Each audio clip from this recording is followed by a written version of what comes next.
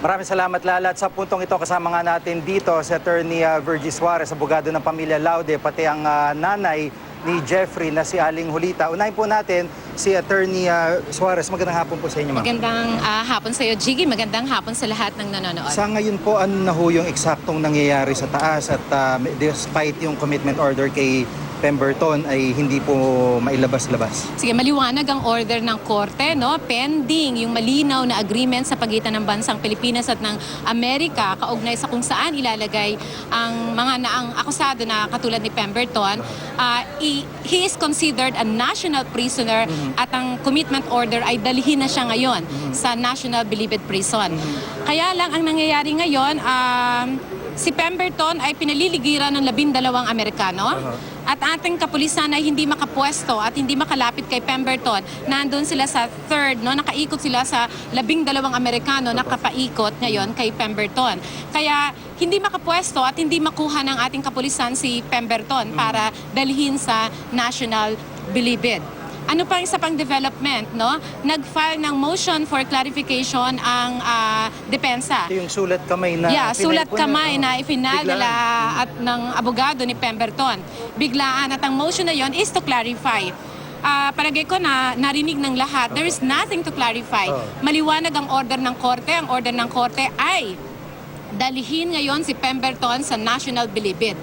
And there's nothing ambiguous there, there's nothing vague there. Kaya I guess that motion is frivolous and dilatory. Pinipilit lang i-delay ang pagkuha, no, ng ating kapulisan dito kay Pemberton para dalhin sa Bilibid.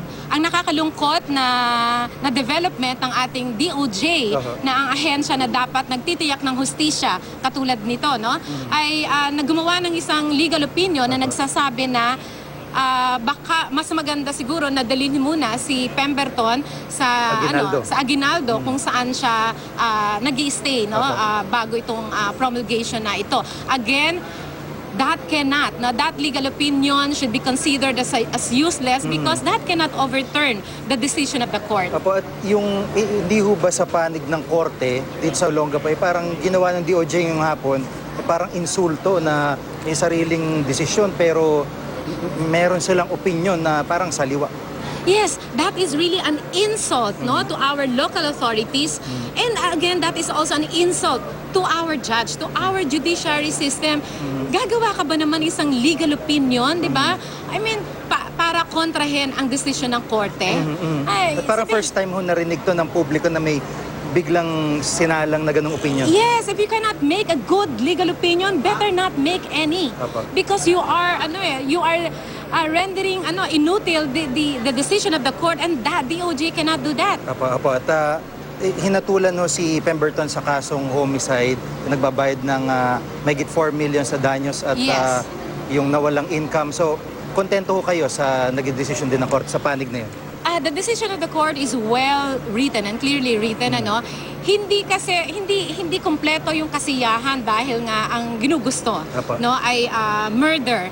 Pero alam mo, sa simula noon pa sinasabi ko na walang ibang kagustuhan ng pamilya kung hindi makitang nakakulong si Pemberton. At itong homicide na decision na ito ay magpapakulong kay Pemberton. Kaya hindi man kompleto, pero we recognize a certain level of victory na ng mga Laude at lalo na ng mamamayang Pilipino kaugnay ng bagay na ito. Kasapin din po natin si Aling Julita, attorney.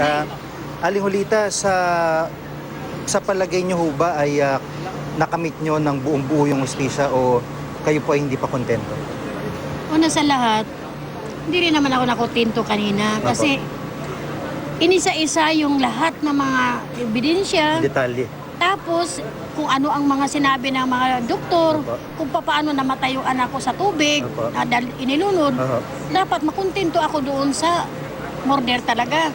Pero ganun pa man, dahil yun ang binigay ng hatol ni Judge, okay na rin ako. Ang importante sa akin, hindi, yung lahat ng pinaglalaban namin, nabigyan ng hustisya, dahil makukulong siya. Pero ang tanong ko, makukulong ngayon nga, makukulong dyan sa Bilibid.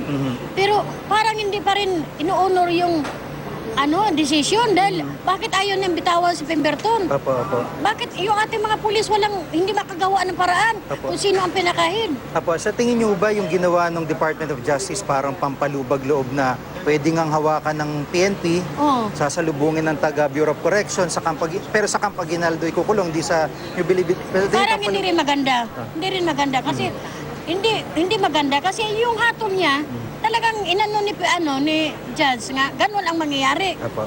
Bakit ganun nakikiusap na doon na muna sa Kapagnalo, parang hindi rin maganda. Aha. Parang sila pa rin ang nasusunod. Na samantala kung tutusin, nakahatol na nga Aha. Okay na nga lang kami doon sa 10 taon, okay na. At least nakulong siya. Apa. Hindi lang masayang yung buhay ng anak ko dahil napanagutan niya. Apa. Pero yung sasabihin na ngayon na hanggang ngayon gabi na, hindi pa rin mapakawalaan kasi pinaikutan nung sila pa rin. Kung tutusin mga Pilipino tayo ang nasusunod dito. Hindi pa rin sila. Kasi taga-US sila. Bakit sila pa rin ang nasusunod? Iniikutan nila sa Pemberton. Itong mga pulis naman hindi makagawa. Apo. Dahil parang takot. Apo, maraming salamat po. Balikan ko lang po si Attorney Soares. Ma'am, sa ganitong pagkakataon po, hindi ho ba, kumbaga parang kayang puwersahin, kunin si Pemberton ng PNP, patabihin yung mga Marines o yung security ni Pemberton? Ako dapat ganoon. When you are, no, parang... Para i-outnumber na tong Marines na to? Parang Oo, ganun. when you are executing a decision of the court, you are actually allowed to use all force to ensure execution of the decision. Kaya kung tutusin, tama yung sinabi mo, Jiggy, pwedeng gumamit ng puwersa ang ating kapulisan para kuhanin si Pemberton. Pero ano po yung nakikita nyo parang medyo mga negosasyon na nang nangyayari? Oo sitting pretty din yung ating kapulisan dun sa taas, naghihintay Hindi makaporma dito sa mga Amerikanong nakapaligid kay Pemberton Apa. No, kung ako yung head ng pulis, di ba? Excuse me, kayo ay mga bisita dito, si Pemberton ay merong desisyon, di ba? Ay patutupad namin ito, umalis kayo dito. Ang sinasabi yun ng desisyon, habang yun nga, kinaklaro dahil parang vague o ambiguous po yung sa VFA, Visiting Yes, Forces. Di ba pansamantala siya sa New Bilibid Prison dapat. So, usually, sa tingin nyo, gaano itatagal naman nun kung may patutupad na ikulong siya sa New Bilibid Prison, gaano kitatagal yung pagkaklaro sa issue po ng VFA na ito? Ako sa totoo, Jiggy, pagkikilos agad ng gobyerno at ang bansang Amerika kaysa dito sa ginagawa nila, agad-agad magharap, di ba? Para gumawa, para i-clarify yon at para i-identify kung saan talaga magkaroon ng agreement, di sana hindi tayo nagkakagulong tulad nito. No?